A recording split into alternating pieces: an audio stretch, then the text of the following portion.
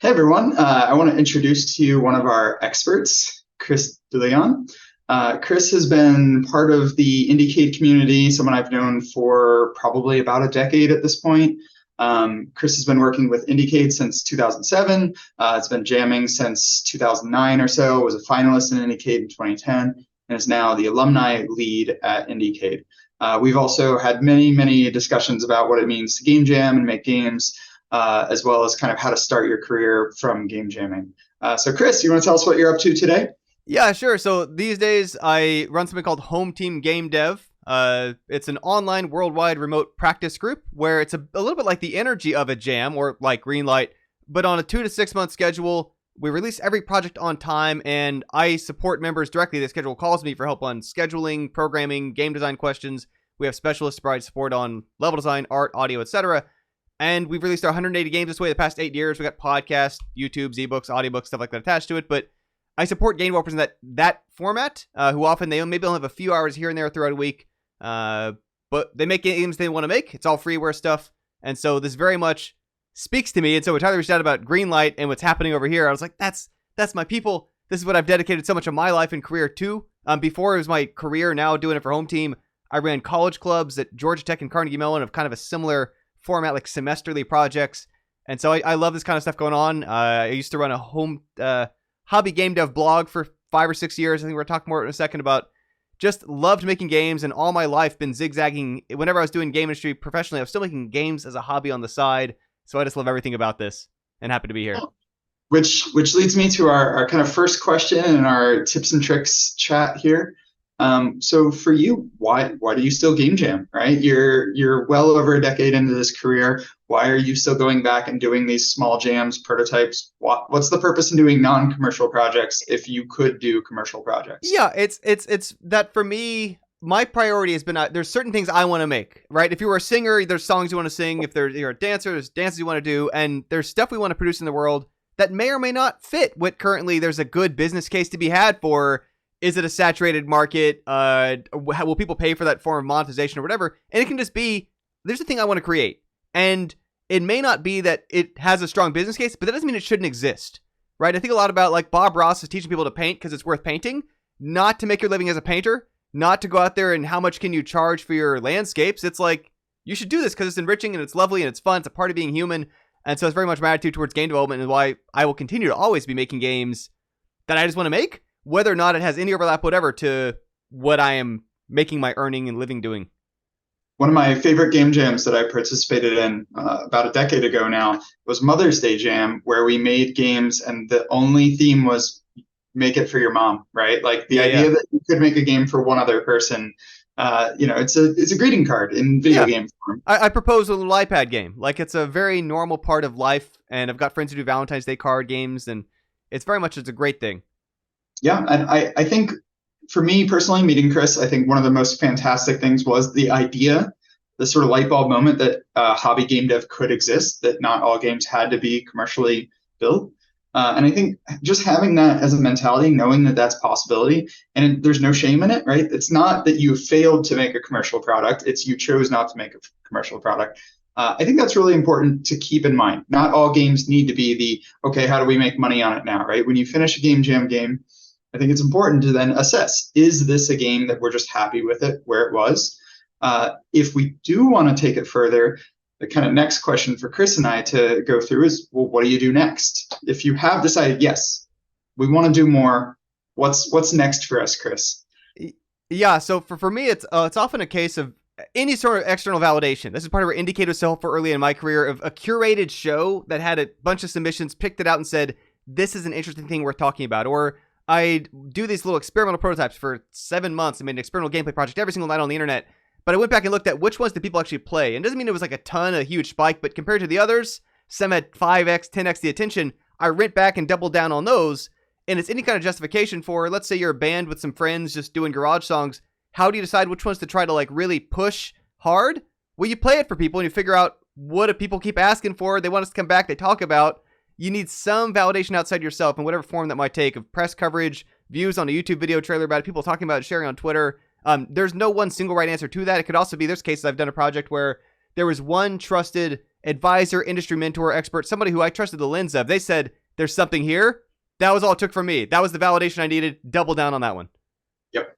Yeah, I have continued jams for very similar reasons, where it's one thing to win a game jam or to receive an award. That's great. That's a great sign that compared to the other games in that jam, that there's something there. But I think the first step of taking it outside of the jam, get it some friends and family to play it, get local game club to play it, bring it to an IGDA or some sort of local meeting. If you can get a couple people to be like, okay, yeah, I see it, I like it, I want more of it. I always say, like, find that person who you normally has very harsh opinions as well, because they're the one that's going to feed it to you straight, right? And then the other part of it that I think we should definitely go over is the importance of, you need agreements, right? One of the first things you have to do when you decide you're going to make money on a game is you have to start a business, right? You have to have some legal agreements. So my tips I'm just going to kind of throw out there is, you should have an agreement with everyone on the team. You do not need a lawyer from the start. Now, I'm not a lawyer. I'm not giving this advice as a lawyer, and I'm not trying to dismiss the value of a lawyer. But just to start, just to say, hey, we want to keep working on this game. Hey, we want to put it on Steam, right? We want to put it on Android and iOS. Just get an email chain going, something where you've discussed it, a Google Doc or something that you print, and you all just put a signature on it just to say, we agree to start. Eventually, the game releases, you make money, you go back and you create an official founders agreement, you get it in more official wording, but you can start with something real simple of just saying, this is how we're going to split revenue. If someone wants to leave the project, this is what it looks like. Like, start discussing those things sooner rather than later. Yeah, in Home Team, everybody in our group is through a membership agreement, which is some plain language for, like, this is for freeware, this is the way it's being used in our group. So you keep your own rights. If you want to sell your own music outside, you want to use your own models, use your own code, you keep your own stuff. But people are on the same page, and that's where I think sometimes people forget, when they think about contracts, they picture this legalese, they start trying to write like a ancient Renaissance, heretofore, thereunto, and like, they're worried about, is the word shall enforceable in the state of Washington? Like, you're asking the wrong questions, right? At the end of the day, where those things are super important, if you're dealing with a much bigger party who can just destroy you out of existence, suddenly those things are very important, because they could.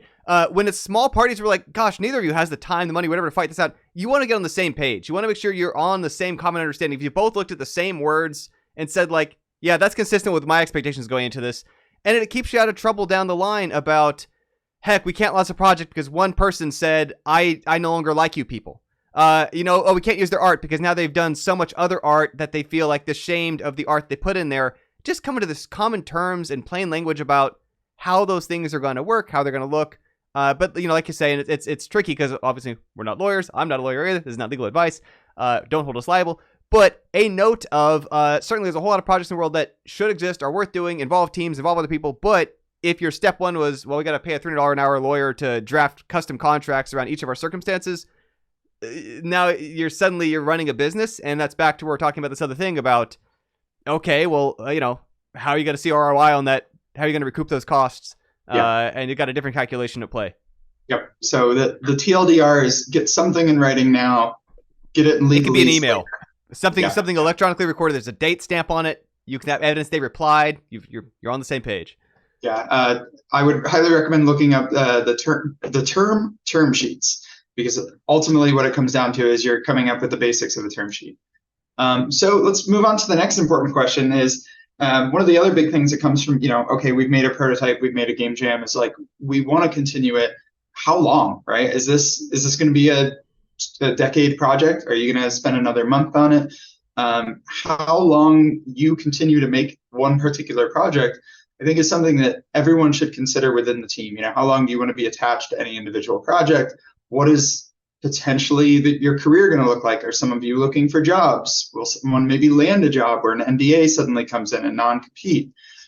So kind of, Chris, from your perspective, with a lot of the folks you've worked with, what's your advice in that space? Yeah, so our tendency is we try to not set, but basically our window is usually about within 6 months is where we're trying to be about as crystal clear as we can about, like, that's the reality. Because you start talking about 3 years from now, 5 years from now, I don't want to say you're making it up, but people don't even know themselves well enough to know what their life circumstances about. Like you say, someone gets a job, now they can't. Someone has a life change in the situation. Someone starts school, leaves school, priorities shift. They have a kid, etc. And you can also keep making games as a parent too, but temporarily there's a time commitment there that I have seen shift people's priorities, and no judgment there at all.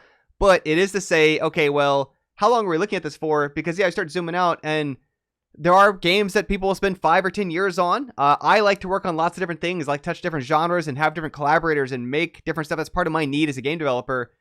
Even if it's a good commercial case for like, well, I'm going to babysit this project and work on sequels and ports and oversee its distribution and merch. And there's nothing wrong about that. But one thing I find helpful to think about is zooming out in your life. How many games do you want to make?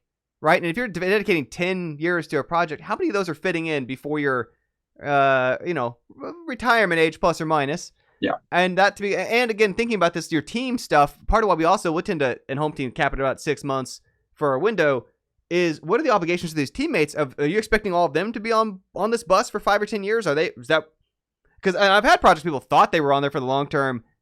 They're gone 18 months later. And like, again, not a problem, but is that consistent with the agreement you all had about, well, someone kept doing this for 6 years.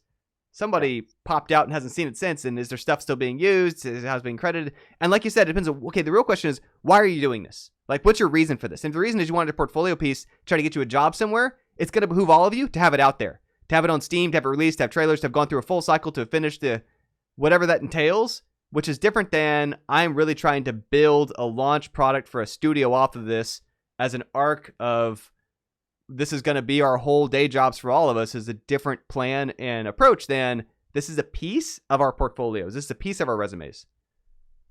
Yeah, and absolutely. And I feel like that also changes a lot of the conversations about the commercial aspects too, right? Portfolio pieces aren't normally something you necessarily charge for. In fact, charging for it then puts an extra barrier on someone who would look at your portfolio. If they have to pay to see it, they're probably not going to. So something to consider when making that decision of not just do we continue, but why are we continuing a project?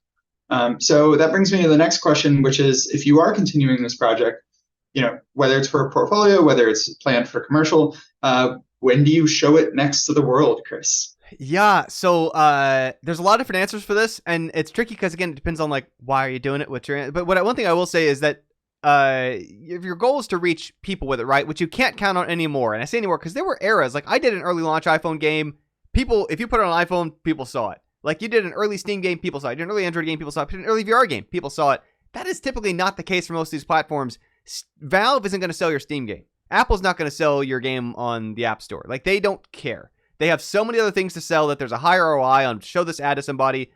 It's just not in their best interest to prioritize that. So instead it becomes, you need to figure out how do I reach my audience and build that audience, whether it's a Discord, whether it's an email list, whether it's whatever. And a lot of it becomes, how do you find the audience relevant to what you're doing? Well, probably by showing them what you're doing, whether it's GIFs, GIFs, Zites, however you like to say it, whether it's video trailers, whether it's pump up newsletter, however you can find to communicate with and find your people. It's going to help you also iterate and adapt to their feedback and stuff, but you want that sooner rather than later. You don't want to play this game like used to happen in the 80s of people would disappear for 2 years, making an arcade cabinet, surface, and be like, we hope this isn't a total failure, and it is sometimes, and what a crater it leaves. That could have been avoided earlier if they put it out there and be like, you know what, based on the responses we're getting, the energy level, maybe we should be rethinking what we're doing the next couple of years. Is it a better conversation to have in 3 months than in like a year and a half? Yeah. And I think for everyone here, especially, if you participated in GreenLight Jam, you have the start of a community here, right?